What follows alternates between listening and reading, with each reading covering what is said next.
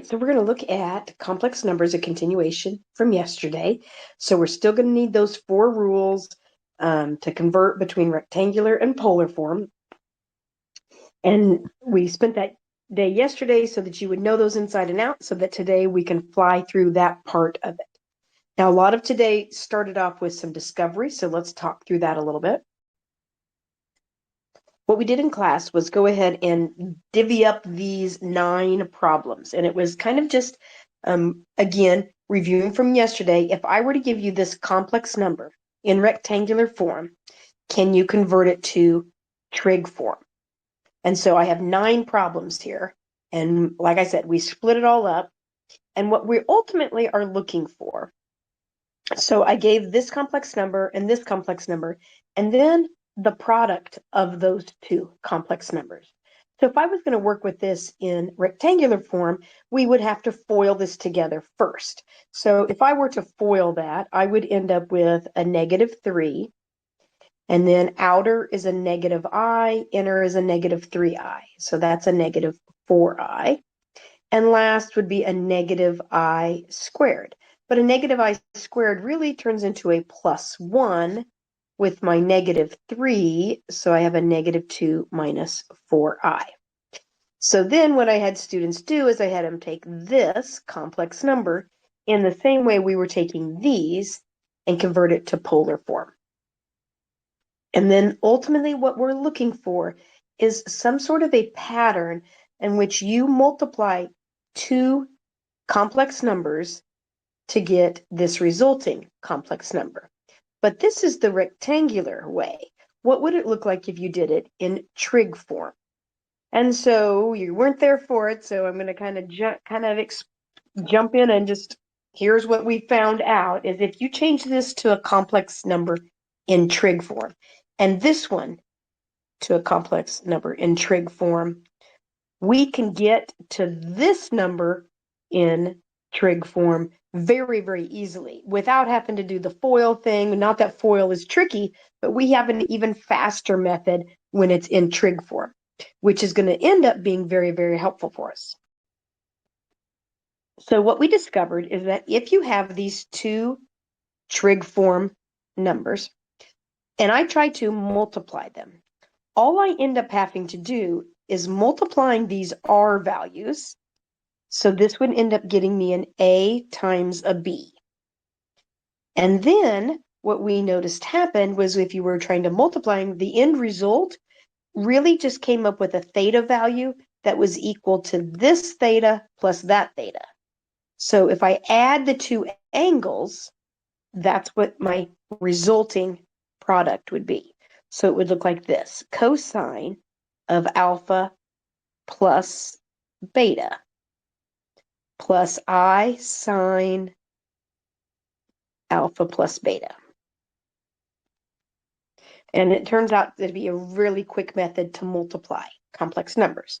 Now, if we were to try to divide instead of multiply, well, it's just as easy. And I'm not going to rewrite the whole formula, but ultimately right here, this would end up, instead of being a multiplication, it would be division. And this right here, and this one here, instead of being addition, I would end up with an alpha minus beta in there. So division just as easy as multiplication. So let's set one up here. I've got these 2 complex numbers, and I want to multiply them. So again, using the rule from that previous page, I'm going to multiply the R values. So that's just going to be a 2 root 3 cosine of, and now what I need to do is I need to add the angles. So adding those angles, to add fractions, I'm going to have a common denominator. So I'm going to rewrite my 3 pi over 2 so that it's in terms of 6. So that'd be 3 pi over 6. And then I can easily add them. That would be 10 pi over 6 plus I sine 10 pi over 6. Now remember from yesterday that this right here is always going to be a plus sign. There's nothing that makes that ever be a negative. We always put a plus sign here. All right, one other thing, I do think I would reduce these. Well, I would definitely reduce these. This 10 pi over 6 really should reduce to a 5 pi over 3.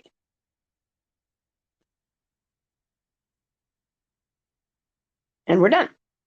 All right, if I was going to do division, I would divide the r values. So that's a root 3 divided by a 2. And now my new theta value would be the difference of these two. So 7 pi over 6 minus 3 pi over 6. That's 4 pi over 6, which does reduce, I'll write it this time, to a 2 pi over 3, plus I sine 2 pi over 3. All right, so very quick and easy. Doesn't always end up giving you things on the unit circle like this, though. Perhaps I have two complex numbers. They're in trig form, but they're not unit circle values. Well, here the deal is it works the exact same way. It doesn't matter if they're pretty numbers or not. So in this example, I would want to multiply the r values. So I got a 4.25 that I'm multiplying by a 2.5, and I get a 10.625 cosine of, and now I need to add the angles together. All right, I don't need a calculator for that one. I can do that. That's going to be a 55.9 degrees plus I sine 55.9 degrees. Now, let's practice, though, using one of those skills from, well, really that we've had for this whole chapter is, can you take this trig form, can you convert it back to rectangular form? So right now, I currently know my r and I know my theta. And I'm trying to turn that, and I'm referencing these two numbers here. That's my r and my theta. And now I want to turn that into an x and a y. So remember, of your four rules, this would be a scenario where you would say x is equal to r cosine theta. And so x is equal to 10.625 times the cosine of 55.9. Now, because 55.9 is in degrees, you'd want to make sure and check your mode. I'm changing mine to degree mode. So once you're in degree mode, then you just type it in, 10.625. I'm going to take it times the cosine of 55.9, and I get a 5.96. Keep moving this, sorry. So my x is 5.96. Same thing with your y. Y is equal to, using the rule, r sine theta. So that means it's going to be 10.625 times the sine of the 55.9. I'm just going to go up and grab that last one and change the sine to a cosine. I'm sorry, other way around, cosine to a sine. And this time I get y to be, actually it would end up being 8.80 is what we would get there. Now, what's important to remember here is that we are now working with complex numbers. This is not an ordered pair. We have done ordered pairs, x comma y, but we're now working with complex numbers, x plus yi. So don't write your answer like an ordered pair. Write it as a complex number.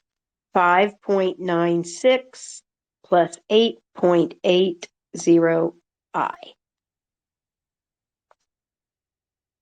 Okay, so that's kind of the first step of this, just being able to multiply and divide. Let's go to the next level. Let's work through some powers. So instead of multiplying, I'm going to square it, cube it, that kind of thing. But really, when you square it or cube it, you're really, well, let's just say square it. When you're squaring it, all you're really doing is taking it times itself. So think of it like this. And to do z squared, I'm really just multiplying these two together. So I would take the r's and multiply them, which just gets me an r squared. Cosine of, and then the thetas, the angles, I'm just going to add those together. And theta plus theta is just going to get me a 2. theta plus I sine 2 theta. You find with this trig form, you spend probably more time writing than you do actually like thinking through it. Once you get the process figured out, you're just writing a bunch. So let's think about a z cubed. On a z cubed, I would have this times that again. I'd have it there 3 times.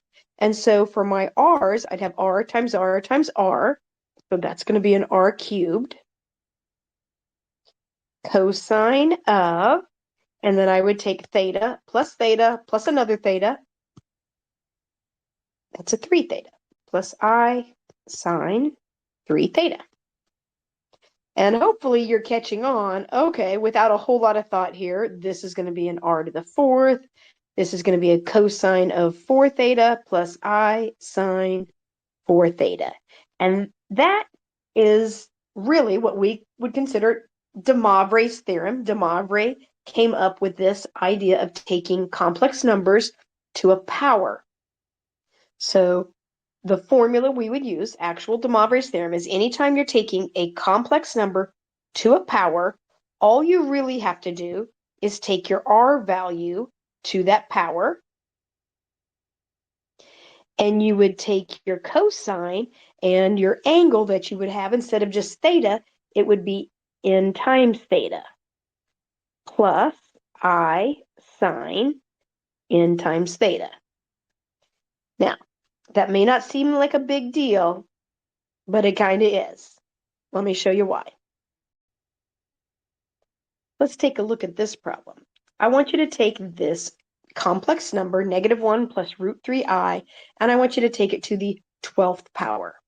Now imagine what your process would be for this. You'd have to write that out 12 times, and you would be foiling and foiling and foiling and multiplying those together, Your powers are going to get high. It's going to get ugly. You're going to goof up somewhere and get it wrong and never know it till the end after you've already been through it all. Man, what a nightmare. So DeMoivre has saved us from that. What we're going to do is use DeMoivre's theorem, and the fact that it's a 12 doesn't matter a bit. It could be a 37. I don't care. It's the same process, and it doesn't require any more work the higher that power is. Now, the one thing, though, is DeMoivre's theorem will only work if you have your complex number in trig form. So your first step, and this is why we spent yesterday getting this down pat so we could quickly do this conversion. So I know I'm going to do my conversions here. R squared is going to be -1 squared plus root 3 squared. And so I'm going to square root both sides. R is going to be the square root of 4, which comes out nicely to 2.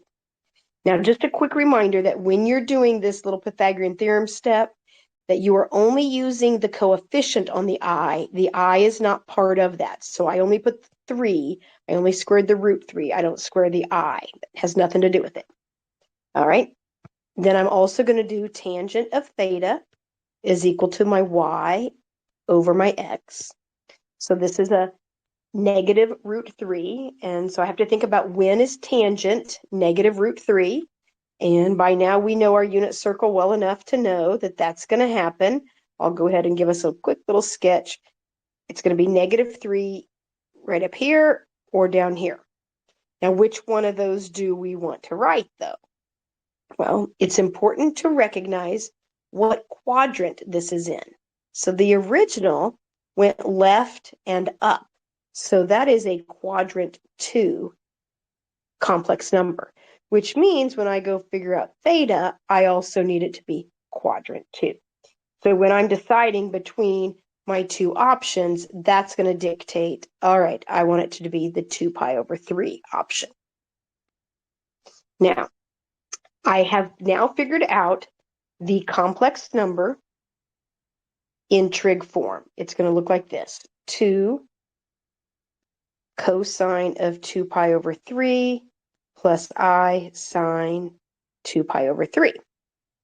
But that's not really what I want. What I really want is that complex number raised to the 12th power. All right, easy peasy. I'm going to do z to the 12th.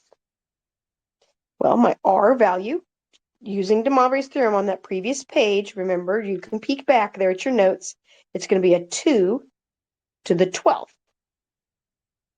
Cosine of 2 pi over 3 times 12 plus I sine 2 pi over 3 times 12. And now we're just going to throw some of that into our calculator to see what we get. Z to the 12th would equal 2 to the 12th power is 4,096. And then I would end up, when I simplify this, this is going to end up being a 20, think of your 12 as 12 over 1. That's a 24 pi over 3, which reduces so nicely to 8 pi plus I sine of 8 pi. And that is my z to the 12th.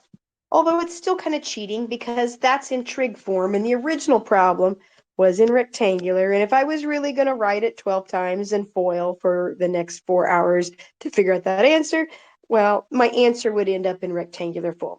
So I don't get to stop here. I've got to go back and I've got to use the other two rules to convert that back to a rectangular version. So my R value is the 4,096. I'm running out of room here, so I'm going to have to write small. X equals 4,096 cosine of 8 pi. And my Y is going to be 4,096 sine of 8 pi. And we're getting super lucky here with this 8 pi because that's right on your unit circle. Really easy. You're just straight to the right on that 8 pi. So the cosine at 8 pi would be 1, whereas the sine at 8 pi would be 0. So then what I end up with is x is equal to 4,096. And y, believe it or not, is simply equal to 0. So final answer, writing that in complex form would be 4,096, and that's it. I'm not even going to write the imaginary part because the y is 0. It goes away. This would be the final answer. So one more time, write it out 12 times, FOIL, FOIL, FOIL, FOIL, FOIL, FOIL, FOIL. And ideally, what would have happened is you would have ended up with everything canceling out and combining any like terms until all you had left was a 4,096. But if you're like me, I would have goofed up somewhere. I would have goofed up on a sign. I would have combined wrong, and it would have never happened. But this, I feel like, is a pretty doable option. That's a much nicer way to get to this higher powers. So thanks, DeMoivre. All right, so there was a lot going on there. Let's try it one more time. Let's practice that again. Nothing new here other than it's a little lower power, which I've already acknowledged doesn't really matter.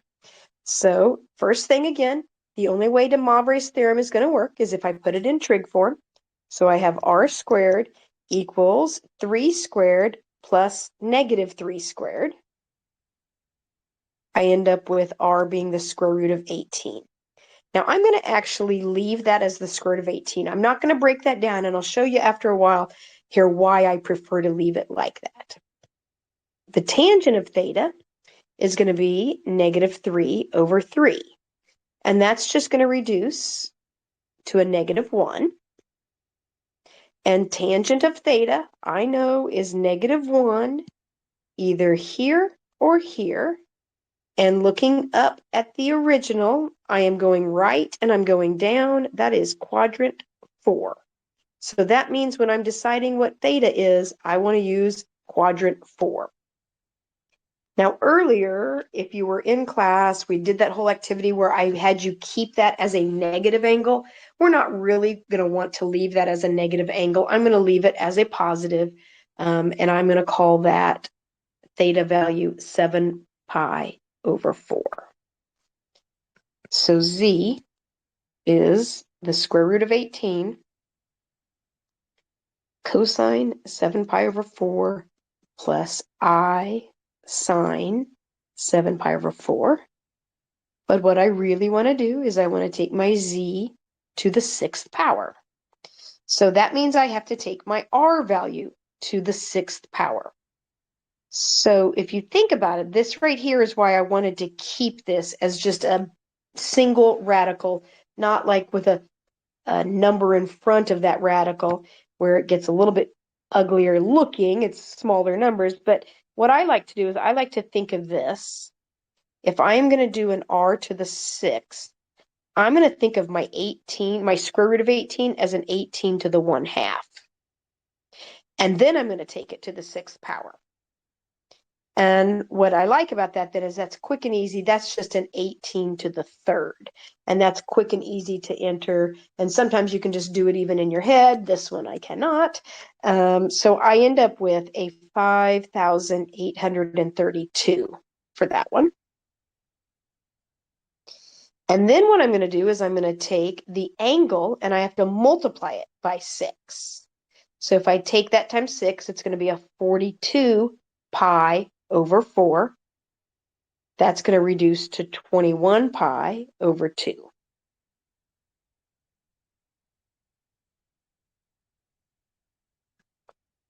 And then my last step is to go ahead and convert that back to rectangular. So to do that, x is going to be 5,832 times the cosine of 21 pi over 2. And y is 5,832 sine of 21 pi over 2. Where do you think 21 pi over 2 is going to land? It's pretty big. You've wrapped around the unit circle numerous times. But hopefully you know that 20 pi over 2 would be a 10 pi and would really just be like right here. And so a 21 pi over 2 would just be straight up. So if I am straight up, I know that the sine value here would be 1 and the cosine would be 0. Getting really lucky with these. They are not all going to play out like this. But ultimately, that means x is going to end up 0. And y is going to end up 5,832.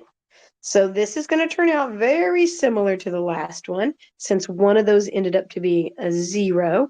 If I'm going to write my final answer, the x part, the real part, is not going to be there. And I'm going to end up with a 5,832i. And that's what the simplified version would be. Okay, what do you think? It's kind of fun, yeah? All right, we're going a little deeper here. This is a little trickier problem. This one deals with roots.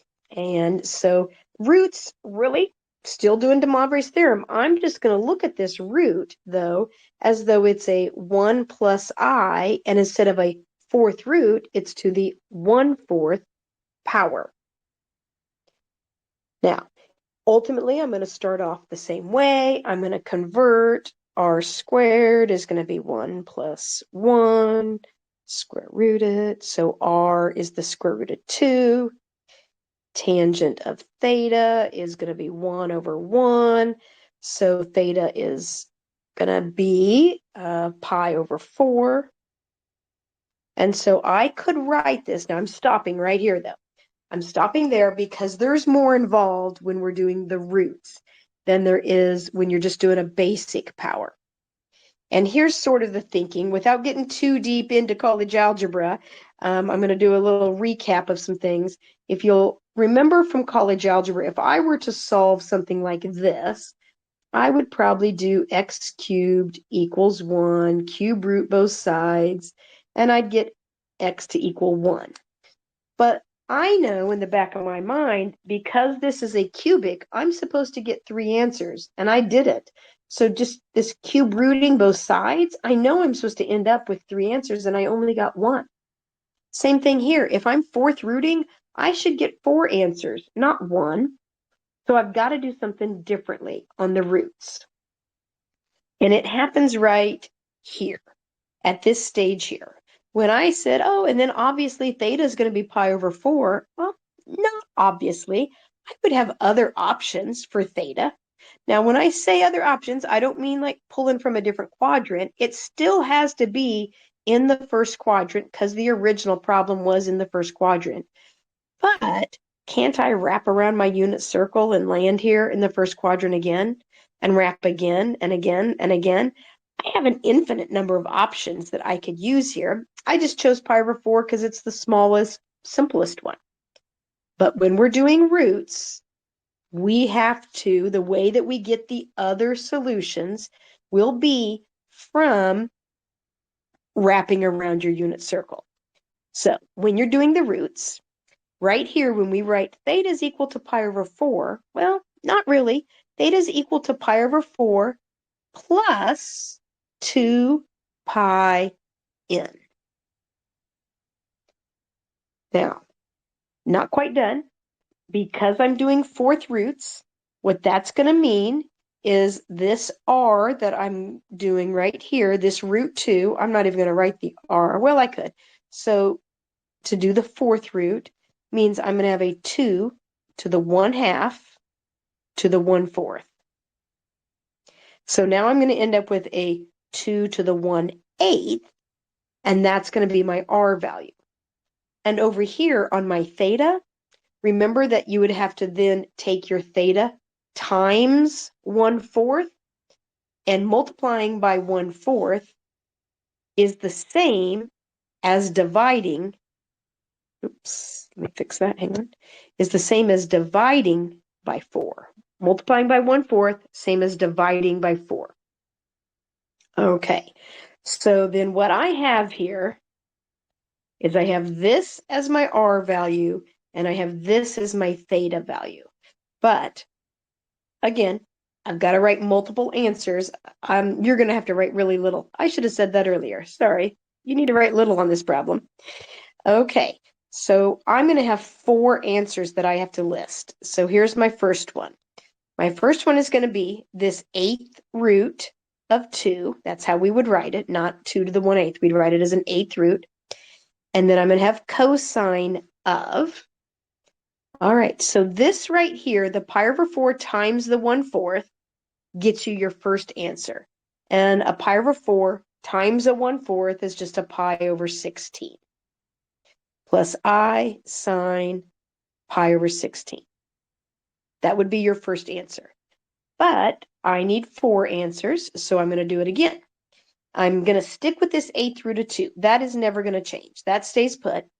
And then the cosine is going to be this right here. Not just the plus 2 pi n, but even the 2 pi n is going to get divided by the 4. So this right here, the first oval thing that I made there, that's your first answer. And then this over here, this oval is what I'm going to add over and over and over until I get my 4 answers. Now, the 2 pi over 4 that is there, 2 pi n over 4 is really what it is, but 2 pi over 4, I'm going to have to add that to the pi over 16 right here.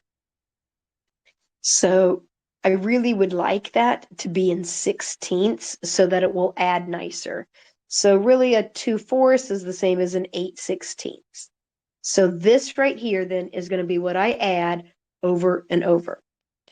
And then again, I'm back to just carpal tunnel, right. So pi over 16, I'm going to add 8/16. That's going to be 9/16. So 19 pi over 16 plus I sine, didn't catch that. Yeah, there it is. 9 pi over 16. My third one. Okay, I'm going to keep my 8th root of 2. That does not change. Cosine of, add another 8/16. That's going to be a 17/16. Plus I sine of 17 pi over 16. And last one, fourth answer, still 8th root of 2. Cosine of, and this time add another 8/16. And I would be at 25 pi over 16 plus I sine 25 pi over 16. And I'm done. There's my 4 answers. Now, previously, I was having you then go back and convert these to rectangular. I am not going to have you do that on these. They don't come out very nice. Well, I'm going to tell you, they're never going to come out nice like those previous examples. So we will always leave our answer just like this. This particular problem, because I was doing fourth roots, will have 4 answers. If I was doing a 6th root, I'd have 6 answers. If I had a 10th root, I'd have 10 answers. I'm not going to do that. It won't be that high. 4 or 5, the highest I'll do. Okay, now let's talk about something else, though. I told you, this is a deep thinking day. Deep thinking. This keeps getting deeper and deeper, and we're still not done. Thanks for being with me. Why don't I just keep going? I mean, why am I stopping? Just because I know I'm supposed to have 4? Couldn't I still keep going and going and going? Yes, I could. Here's what I want you to recognize, though.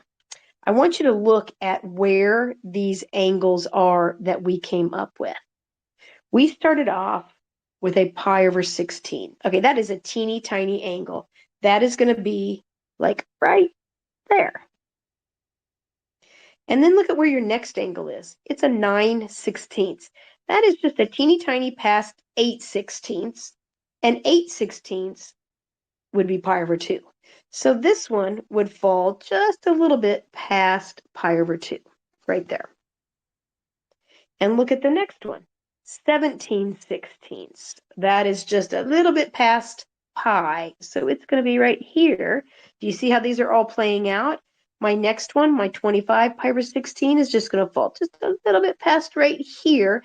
They're always going to be like evenly distributed around that unit circle. And look at what would happen. If I were to add another 8 pi over 16, I would be at 33/16, which is just a little past 32/16, and I would land right back where my first one was. So that is the reason that, yes, I can add 2 pi in. I can keep going and going and going, but I will stop after 4 because of the 4th root, because they get divided evenly. If I keep going, I just start picking angles that land in the same spot. So that's why I stop. Whoo! What do you think? Good stuff there. Let's practice this another time here. It's 5th roots. Oh my gosh, 5 answers. I'm going to have 5 answers. Now, I didn't put the root on this. I just said find the 5th roots, but it means the same thing. But I really am actually being nice here because look, I already put it in trig form for you, so you don't even have to do all the conversion. Here's what I know. R is going to be 2, but if I'm going to do the 5th roots of it, then it's going to be a 5th root of 2. And my theta, I already know, is pi over 6. But it's not really pi over 6. It's pi over 6 plus 2 pi n. And it's not really just that. Because I'm doing 5th roots, I have to take it times 1/5, which I write as a divide by 5. Now remember, this is going to be my first angle. So that's going to be a pi over 30. And then this is what I'm going to add over and over. Let's go ahead and start writing. So I've got 5 answers. Go ahead and make room for them right now.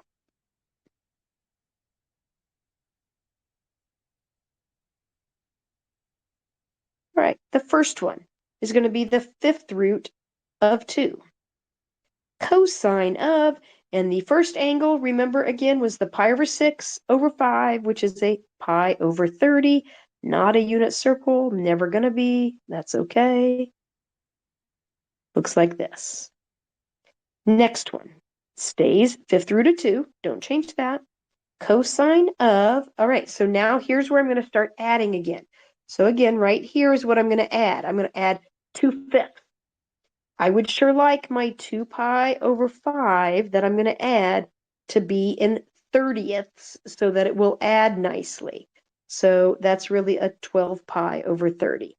So this is what whoa, that messed it up. Boom, boom, undo that. Okay. Take this, and this is what I'm going to add over and over and over. Whew, stretch your fingers out. Here we go.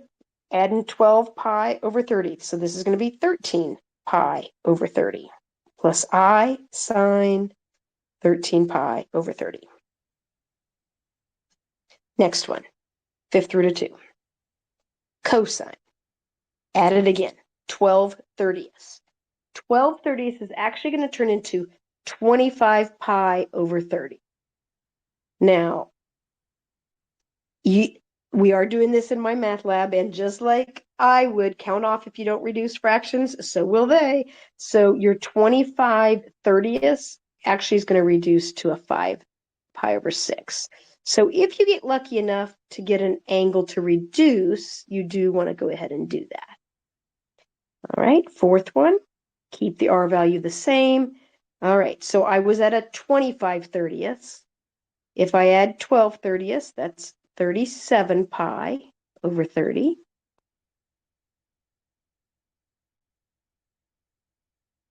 And one more time, add another 12/30ths, and I'd be at 49 pi over 30. And I've got my 5 answers. I am done. Okay, this is a lot more theoretical kind of math. We don't have a whole lot of application like we do when we're doing like law of sines and cosines. This is just a higher level type of math, and I'm kind of seeing if you can understand theoretically kind of what kinds of things are going on.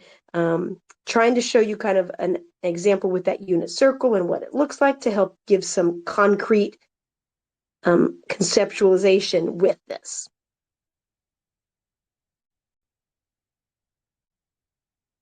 All right, now if you feel like you've got a handle of this, you can skip this problem. If you're still thinking, whoo, that just went over my head, I have no idea what's going on, then you should watch this one more example that I have.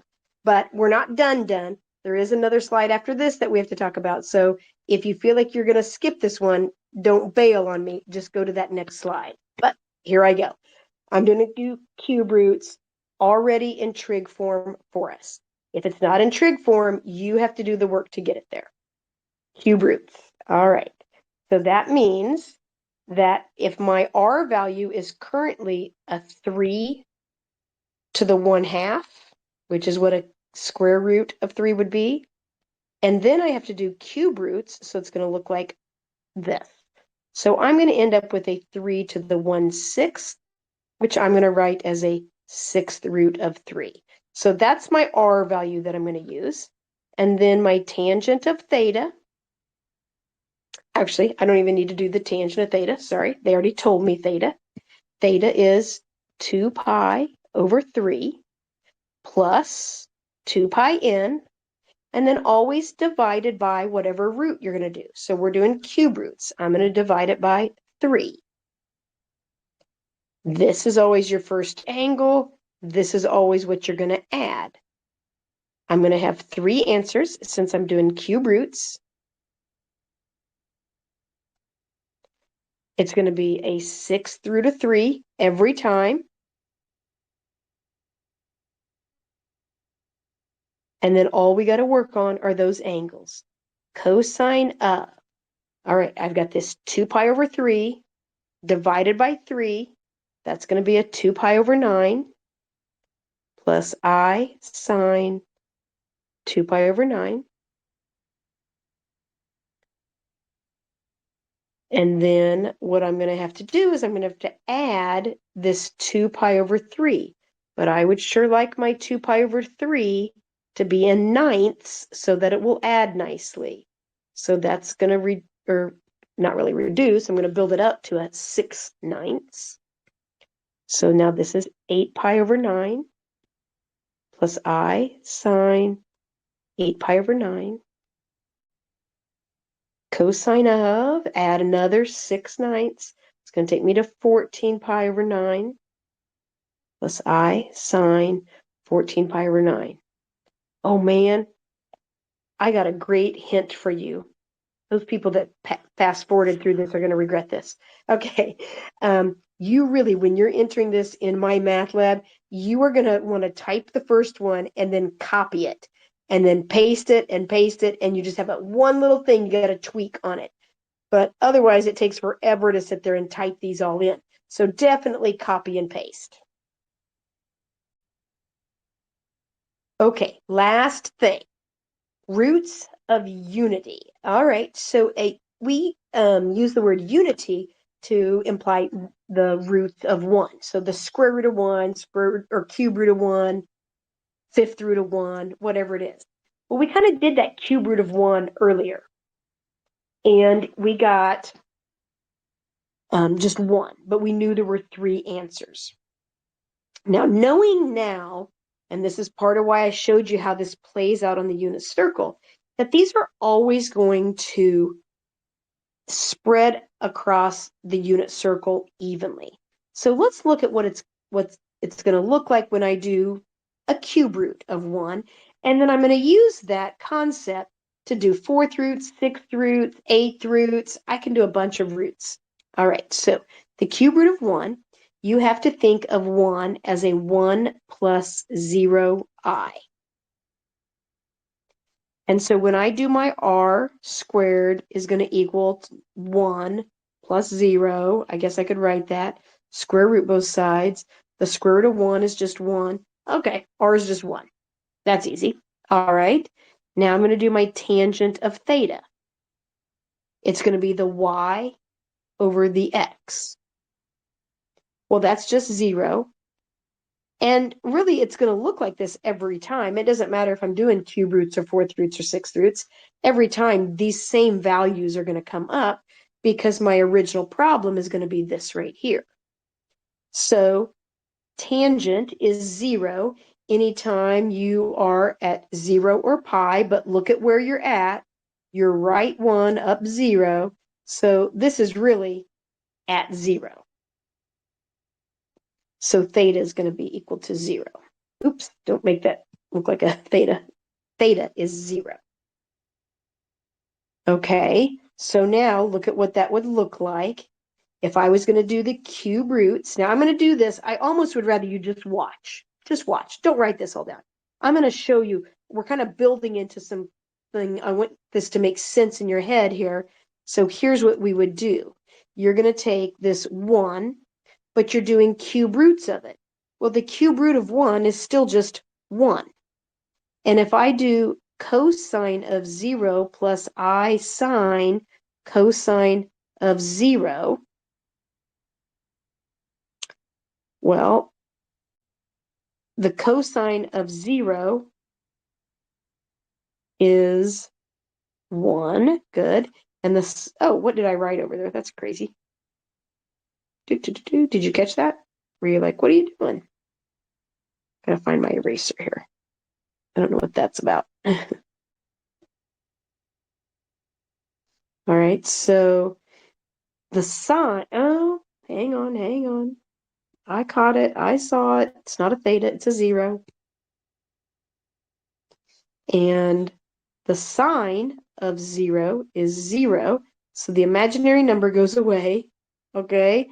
So really, all I'm left with is this 1. That's all I get.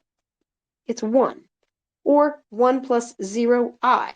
Okay. So I'm back to, all right, take the cube root of it. The same thing would happen whether I did 4th root, 6th root, whatever. My first one is always going to be this right here. So let's plot that. Let's look at what that would look like. On your unit circle, 1 plus 0i would land right here. And then I've already told you that these are going to get evenly distributed around the unit circle. Now, previously, we always had one that started somewhere up here, and then we had to distribute them around. But this one starts right on the axes, and it always will be because we're doing roots of 1. Only works on roots of 1. You're going to have your first one right here. And all you got to do is evenly distribute them around the unit circle. Well, if I'm doing cube roots, I can do that really nicely. That's going to happen every 120. So my next one would fall somewhere right here, and then at 240, and then I'd be back where I started. And I could actually come up with the other answers without having to do all of this mess over here that I was normally doing. I'm getting lucky because of the 0 right here. I am not going to do all of this. I'm going to do it through what I know the unit circle is. So I know that this right here is 1 plus 0i. And because this is at 2 pi over 3, I know that I would be left 1/2 and up root 3 over 2. But remember, it's a complex number. Don't write it as an ordered pair. But the idea, the location, would work the same way. This one here would be left 1/2 and down root 3 over 2i. And these are going to be my 3 answers, my 3 cube roots, and they're already in rectangular form. I don't even have them in that trig form because I know my unit circle well enough to do that. All right, I'm going to try the 4th roots. Let's see if we can do the same thing. I'm not doing any of that pre-work. All I'm doing is I'm sketching out my unit circle. If my first one is always going to land here, and I want 4th roots, ooh, how nice is that going to be? It's going to land on all the axes. So my 4 answers would be, now, up here I wrote 1 plus 0i. Honestly, that's just 1. And I'm just going to write 1 here. I'm not going to write the plus 0i. So I would have a 1. And then over here on the left, I'd have a -1.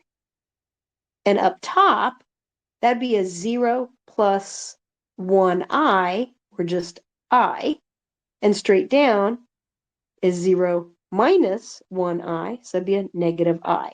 So the 4th roots would be a plus or minus 1 and a plus or minus I. It doesn't really look like they're in trig form or in rectangular form because they have so many zeros fallen into place. But those are my 4 roots. You can use the plus or minus if you want. Okay, let's try one more. Let's try the 6th roots. All right, this is going to be a little trickier than the 4th root.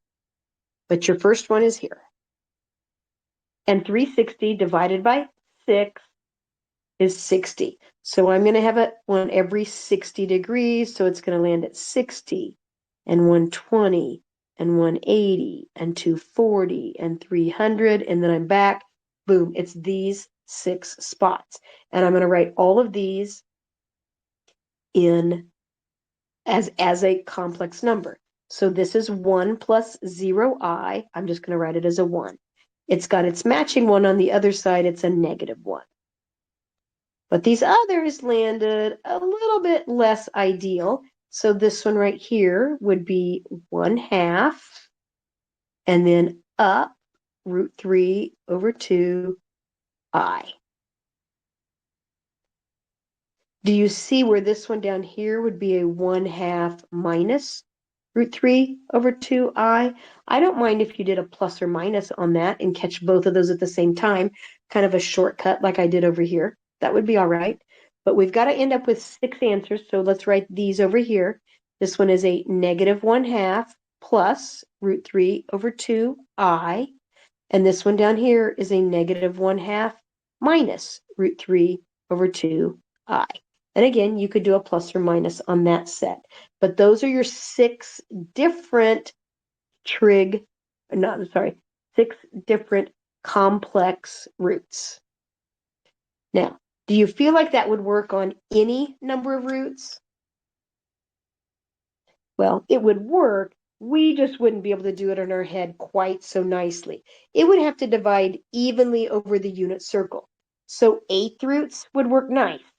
5th roots, not so much. So I'm going to only ask you on these roots of 1, I'm going to ask you some of these that will fall on the unit circle nicely. Okay, there it is. That's the end. Thanks for sticking with me. Go rewatch it if it still kind of is a blur to you. It's okay.